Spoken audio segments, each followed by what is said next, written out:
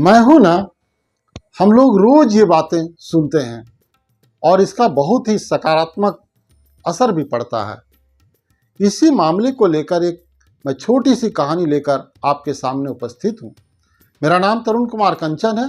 कंचन वाणी में आप सबका स्वागत है। आगे बढ़ने के साथ आप लाइक और कमेंट जरूर कर दें और ऐसे ही प्रेरक कहानी सुनने के लिए आप हमारे चैनल को जरूर सब्सक्राइब करें। धन्यवाद।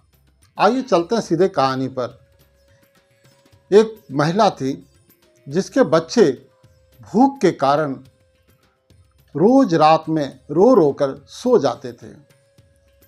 महिला बहुत ही परेशान थी। एक दिन उसके मन में आई कि किसी साधु से हम कोई मंत्र ले लें ताकि ये बच्चे रात में भूख के कारण रोए ना। और यही बात सोचकर वो एक साधु के कुटिया पर चली गई। वहाँ जब पहुँची तो साधु सामने मिले, उनको नमस्ते की और बताया कि हे महात्मा, हे प्रभु, आप मुझे एक मंत्र दीजिए जिससे मेरे बच्चे रात में भूख के कारण रोए ना। ऐसा कोई मंत्र दीजिए।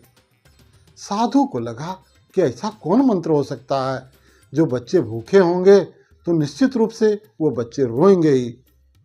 कौन मंत्र हो सकता है? वो कभी आसमान देखे और कभी उस महिला को देखे कि महिला में कितनी आस्था है। और फिर ये सोचते हुए अपने कुटिया के अंदर चले गए। वहाँ गए, एक मंत्र लिखा और मंत्र को पोटली में बांध करके, पीले कपड़े में बांध करके लाके उस महिला को थमा दिया। साधु ने कहा कि हे बहन, आप जब घर जाओगे तो इस पोटली को वहाँ रख देना जहाँ आप ईमानदारी से कमाए हुए धन को रखते हैं। फिर आपके घर में कभी कोई कमी नहीं रहेगी। आपके बच्चे कभी भूख से रोएंगे नहीं।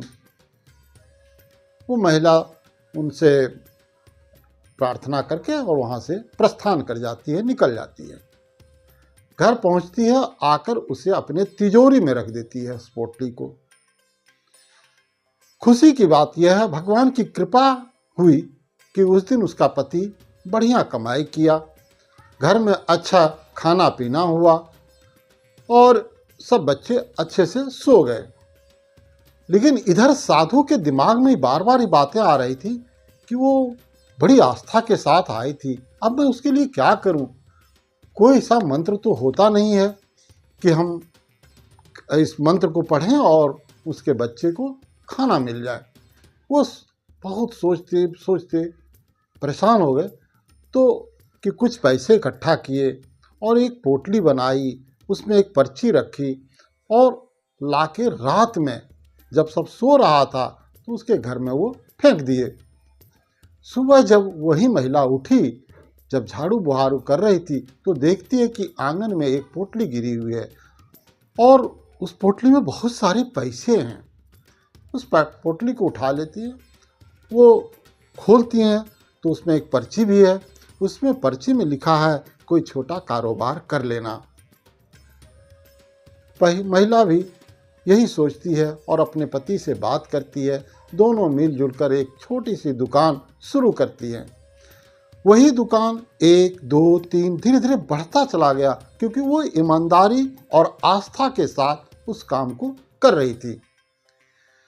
एक दिन हुआ ये कि महिला जब तिजोरी खोली तो उसके मन में आया कि पंडित जी ने क्या लिख दिया था, उस ऋषि ने क्या लिख दिया था।